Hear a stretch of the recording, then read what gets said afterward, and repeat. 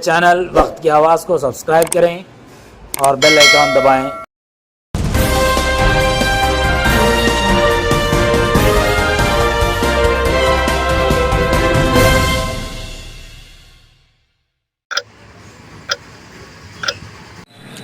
नाजरीन, वक्त की आवाज़ चैनल में आपका इस्तकबाल है।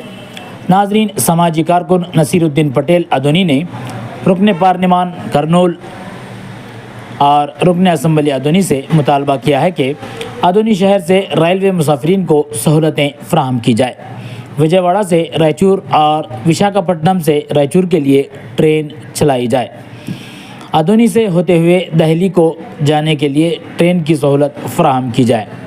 अदोनी शहर से निज़ामुद्दीन औलिया रहमतुल्लाह अलैह दरगाह शरीफ को जाने के लिए इस शहर में मुरीदीन की कसीर तादाद मौजूद है, लिहाजा इन्हें सहूलत फ़राहम की जाए।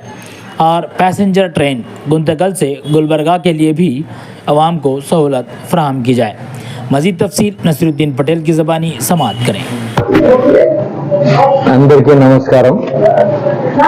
మన ఆదోని రైలు ప్రయాణికుల సమస్యల పైన మన కర్నూలు ఎంపీ గారు నాగరాజు గారు, ఎంపీ నాగరాజు గారు మరియు మన ఆదోని శాసనసభ్యులు డాక్టర్ పివి పార్థసారథి గారు, మన పార్థసారథి గారు ఆల్ ఇండియా డిఫెన్స్ కమిటీలో మెంబర్గా ఉన్నారు. ఆయన తలుచుకుంటే ఏదైనా చేయగలరు కేంద్రంలో. కాబట్టి ఇక్కడ ఆదోన్లో రవాణా వ్యవస్థ అనేది లేదు, రైలు రవాణా వ్యవస్థ అనేది నిలిచిపోయింది కోవిడ్ వచ్చినప్పటి నుంచి. కాబట్టి ఇప్పుడు రాజధాని అతి త్వరలో వచ్చే నెల నుంచి టెండర్లు పిలిచి పనులు నడుస్తాయి. ఇక్కడ నుంచి పోయే వాళ్లకు చాలా తర్వాత రైల్వే జోన్ కూడా మన విశాఖపట్నానికి, మన ఆంధ్రప్రదేశ్ కోసం రైల్వే జోన్ కూడా చేస్తున్నారు. మన ఐటీ హబ్ గా విశాఖపట్నం కూడా అవుతుంది. చాలా డబ్బు కూడా తెచ్చారు మన విద్యాశాఖ మంత్రి అయితేనేమి, మన టీజీ భరత్ గారు పరిశ్రమల శాఖ మంత్రి అయితేనేమి, మన ముఖ్యమంత్రి గారు కూడా కొన్ని వేల కోట్లు లక్షల కోట్లతో అభివృద్ధి జరుగుతుంది ఐటీ కంపెనీల ద్వారా. అక్కడికి చాలా మంది చదువుకున్న యువత, నేనొచ్చి ఉద్యోగ సమస్య ఎక్కువ ఉంది ఆంధ్రప్రదేశ్ లో. చదువు అంతా టెక్నికల్ గానే చదివినారు, బీటెక్ అని. తర్వాత డిగ్రీ కూడా చదివినారు, చాలా మంది డిగ్రీ చదివినారు, ఎంబీఏ చదివినారు. కానీ నిరుద్యోగ వృత్తి కూడా ఇవ్వాలా గవర్నమెంట్. ఊరికే అవి మనము సమస్యలు ఫ్రీ బస్ అనేది అవి అనేది కాకుండా ముందు ఉపాధి కల్పించండి. మీరు ఒక రిజిస్టర్ చేసుకొని ఎక్కడన్నా ఫస్ట్ ట్రైనింగ్ ఇచ్చేసి, మీకు తెలిసిన కాడ హైదరాబాద్ కానీ, బెంగళూరు కానీ, హైదరాబాద్ లో కానీ, మన విజయవాడలో కానీ యువతకు ఇది ఉపాధి కల్పించండి. ఉపాధి ఎందుకంటే పూర్తి ధరల నియంత్రణ కొనలేని స్థితికి వచ్చేస్తున్నారు. ఆర్థిక స్థితి చాలా కొంతమందికి ఉండే వాళ్ళకి, లేని వాళ్ళు చాలా నిత్యావసర వస్తువులు చాలా పెరిగిపోయినాయి. అసలు కొనుగోలు శక్తి కోల్పోయినారు ప్రజలు, ఆంధ్రప్రదేశ్ ప్రజలు. కావున మన ముఖ్యమంత్రి గారు, తర్వాత మన కేంద్ర మంత్రి గారు కూడా ఉత్త విమానాల తరఫే చూస్తున్నారు. ఎయిర్పోర్ట్ లో అభివృద్ధి చేసేకి, ప్లేన్లు నడపడానికి, విమానాలు నడపడానికే చూస్తున్నారు. వాటితో పాటు రైలు ప్రయాణం కూడా ఉండాల. రైలు ప్రయాణం ఉంటే రైలు ప్రయాణానికి తక్కువ చాలా మంది ఉపాధికి, వైద్యానికి, వ్యాపారానికి పోతారు. ఇది రెండవ బాంబే మన ఆదోని.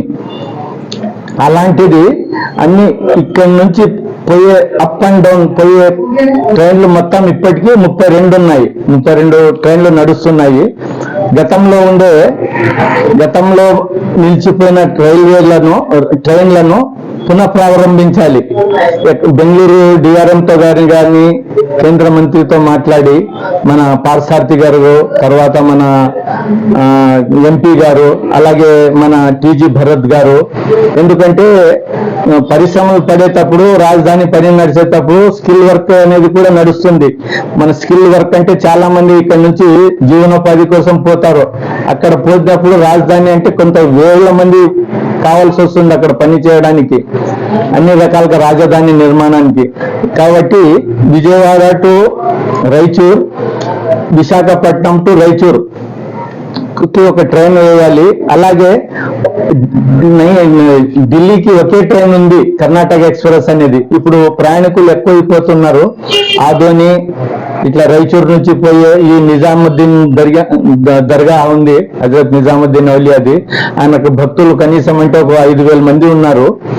మన గుంటకల్లు ఈ చుట్టుపక్కల ప్రాంతాల నుంచి వాళ్ళు ఉరుసుకు పోవాలంటే చాలా ఇబ్బంది పడుతుండారు. తిరుపతి టు ఢిల్లీ అన్న పెట్టండి ఒకటి, ఆధునిక ఇంకొక ఎక్స్ప్రెస్.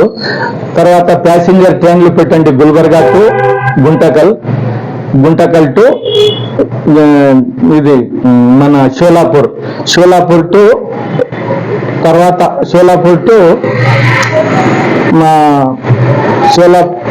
సోలాపూర్ నుంచి కూడా ట్రైన్లు లేవు. ఎందుకంటే సోలాపూర్ మన పూణే నుంచి విశాఖపట్నం పెట్టండి. ఎందుకంటే ఐటీకి సంబంధించినవి, అక్కడ కూడా ఐటీ కంపెనీలు ఉన్నాయి, ఇక్కడ కూడా ఐటీ కంపెనీలు ఎక్కువ ఉన్నాయి. కాబట్టి దీని మీద శ్రద్ధ తీసుకొని ఇప్పుడు 10,38,00,000 వ్యయంతో ఆదోని రైల్వే స్టేషన్ ని అభివృద్ధి చేస్తున్నారు.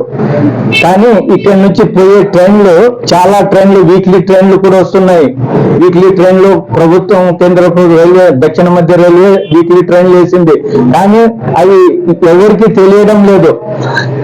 కనీసము రైల్వే స్టేషన్ బయట దాంట్లో ఈ ట్రైన్ ఈ ఊరికి పోతుంది అనేది ఒక బోర్డు పెట్టి రాస్తే ప్రజలకు తెలుస్తుంది ఈ ట్రైన్లు ఉన్నాయి, పోవడానికి స్పెషల్ ట్రైన్లు వేస్తున్నారని. అసలు ఎవరికి తెలియదు రైల్వే స్టేషన్ లో. అవే వస్తున్నాయి, అవే పోతున్నాయి. వాళ్ళే అడుగుతున్నారు ఎక్కడ పోతుంది ట్రైన్, ఎక్కడ వస్తుంది అని.